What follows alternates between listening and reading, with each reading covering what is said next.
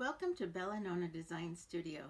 Today I'm here to introduce you to our second block of the month called Homegrown Veggies.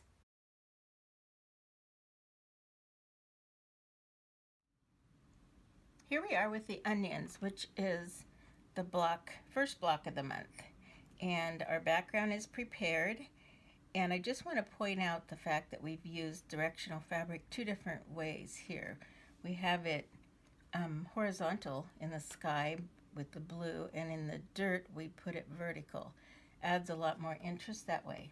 Okay, I have done the background like we have been shown with stitching these seams in opposite directions, pressing and putting the shape flex on the back.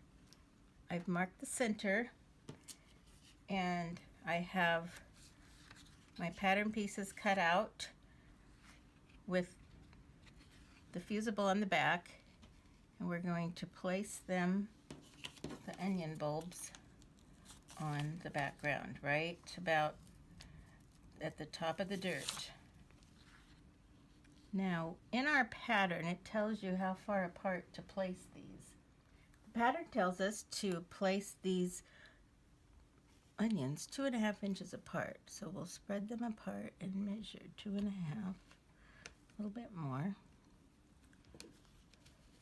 leaving the center in between.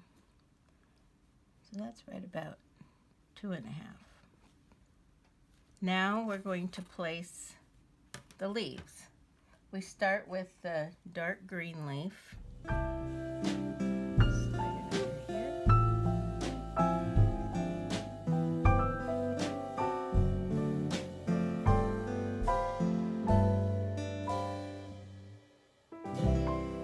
Okay, then the onion top goes right over the top of the onion, and the leaves over the top of the leaves. This is a fun accent piece to show off the top of the onion, and then we have a shadow at the bottom of the onion.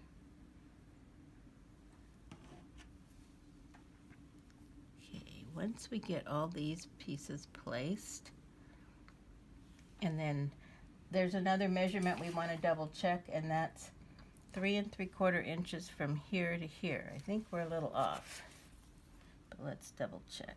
Well, let's get, okay, 3. No, actually we're pretty close.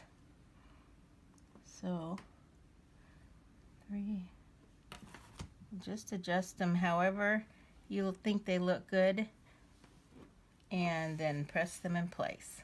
Fuse them to the background. Now I'll show you how to stitch.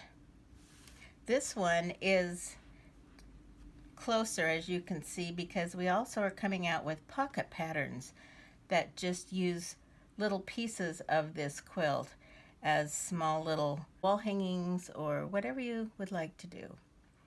So here we are. First of all, the way we stitch this is, again, we start with the leaves.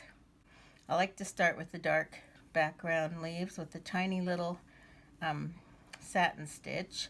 You can pick a different stitch if you like. And then over the top of the light leaf, I did a large stitch on that side to look like the light was hitting it, and then finished it off with the little satin stitch. Then when I got over here, I switched stitches again and went to the wider decorative stitch along that edge, and then switched back to the little small stitch down to the end. Next, you want to you might want to do is work from top to bottom. So I also did the same thing on this. I used a bright, wider stitch along this edge to look like a little bit of a highlight, and then switched again to the little tiny satin stitch to finish that off. Then around the edge of the onion, did a fun little decorative stitch. But before you do the bottom, we need to do the little roots.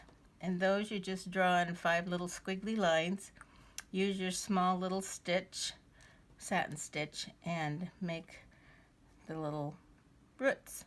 Then you finish off with doing this nice little bottom shadow here. And again, I like to use fray check to just daub on the tips of the ends of my thread so they don't pull out.